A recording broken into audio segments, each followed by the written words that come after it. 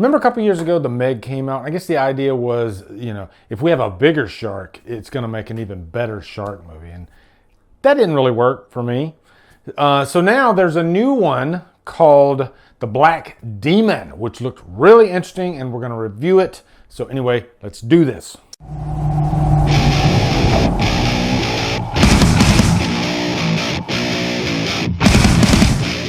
The Black Demon stars Josh Lucas, Fernanda Urahola, and is directed by Adrian Grunberg. What's up, guys? It's time to review a brand new 2023 movie. This is for The Black Demon. This is a screener that I got probably a month and maybe 2 months ago. I saw this movie I'd say about a month ago. And I know the embargo was kind of late in the game. So it's weird when you get these screeners quite a few weeks early, but my thoughts are still fully intact in my head. So before we get into my thoughts, let's give you a quick plot synopsis on this. Remember I was talking about the Meg and how that was about this gigantic prehistoric type of shark, probably 10 times bigger than Jaws or whatever. Well, this is the same type deal, and it's based on an actual Mexican legend.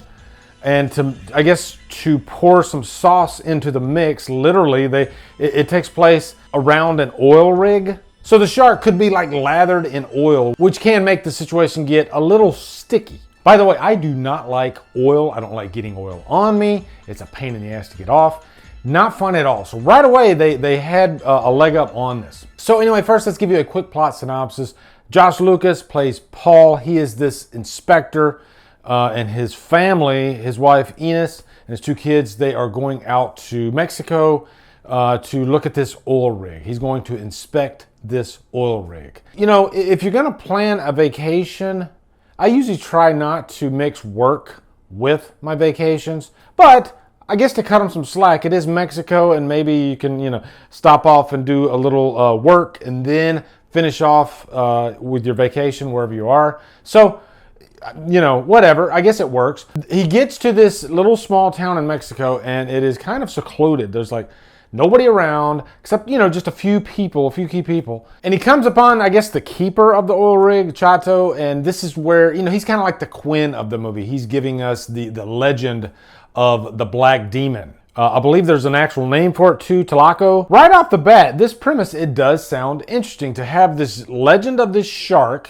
Not necessarily stating that it's true or not, but there's just an actual legend. Kind of one of those like nightmarish stories that you tell your children before they go to bed, which those can be fun. And so, of course, the shark is real, and I guess the shark comes around when, I don't know, when like people show up and he wants to eat people. And it's not because of hunger, it's because of wrath. There's like a legend of his wrath. Now, I'm not gonna lie, when I first heard about this movie, before I even saw the trailer, I was like, okay, this sounds like it might be pretty interesting. I mean, it's got a great freaking poster, very reminiscent of Jaws, but then when you hear it's like a massive megalodon shark, I was hoping for something better than the Meg. And you know what? Looking back, I think the Meg knew what it was, and it kind of poked fun.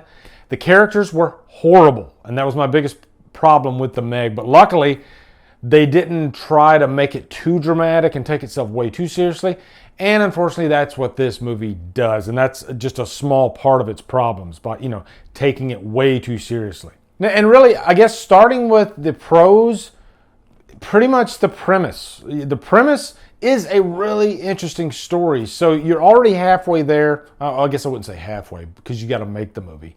You can write anything down on paper and it could be promising, but the execution is where it all comes down, And unfortunately, this movie has a lot of problems. So that's it for the good stuff, really, I guess just the premise. But starting with, this movie focuses more on family drama than it does on actual shark attacks. You know what? You can think back to Jaws, and that movie rarely ever showed the shark. I'd say there's a good amount of the shark in the last act of the movie. But there was just this constant build of tension. We had victims with grisly remains along the way. You had great characters like, Hooper, Richard Dreyfuss, building up this legend of the shark, and then adding in Quint. You know, this war veteran who has had experience with all different types of sharks. That movie was just so full of great character moments and just building of tension with the shark, and that's just why it worked. And there's very few shark movies that are nearly as effective as Jaws. You know, even the Jaws sequels. But this movie is, I think, even probably worse than Jaws Revenge. Okay, because at least Jaws the Revenge has some shark attacks, and there's some fun stuff to laugh at and make fun of. But this movie, you're not really having any fun at all. You have this character, Chato, who is supposed to be like Quint, and he's supposed to build this legend of the Black Demon. There's a couple scenes where he does that, but there's more just yelling amongst the family and stuff that we don't really care about. So how do you make up for that? Give us just a smorgasbord, a bloodbath of shark attacks to more than make up for it. But this movie doesn't do that at all. It even opens up with one of those useless openings where, you know, they're trying to build tension, and then there's supposed to be this grizzly shark attack, but it's a cutaway, you know? And I can't stand movies that do this, that just give you a cutaway, unless you're just building a massive amount of tension to lead to that cutaway. But rarely does that ever work. You know, the first Jaws, again, a masterclass in tension of this naked woman in the ocean. You know, her being naked adds to the tension. You can add a little bit of behavioral psychology into that, you know, with her being naked and the shark attacking her. Take from that what you will. But when she's attacked, I mean, the amazing performance by this actress and the shark just whipping her around. Why not do that? They did that freaking in 1975. Nope. Not at all. And every great shark moment in this movie is pretty much in the trailer. Okay, the part where the shark jumps out of the water, that's in the trailer. But there is nary a good shark moment outside of the trailer in this movie. It is a complete waste. I think acting-wise, these actors do a fine job, you know, for what they're given. I can't blame the actors in this movie, thank God. It's very melodramatic. But, you know, Josh Lucas, he does the best he can to carry this material. And he's this inspector, and we're supposed to believe that he's got this big plan to kill the shark. You know, we got to kill the shark. How in the hell are you going to kill that shark? No way in hell.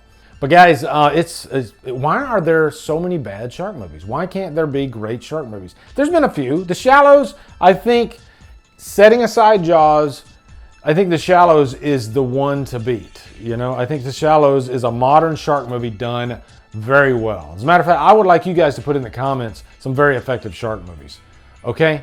Because I'm looking for some. I really am. And keep Jaws out of it, okay? I like Jaws. I like Jaws 2. I have a lot of fun with Jaws 3. But Black Demon's pretty bad, okay? And I'll never watch it again. Definitely giving this movie a strong 2 hours lost. And don't waste your time on this movie. Speaking of don't waste your time on this movie, if you do watch it, let me know what you think down in the comments. I would be very curious. Also, be sure to come over to Killer Flicks, where we talk horror all day and every day. And on Fridays, we do Free for Fridays. Follow me at Drumdums on my social. Support me on Patreon. Buy me a coffee. And you guys, thank you so much for watching. Have a great day. Drumdum out.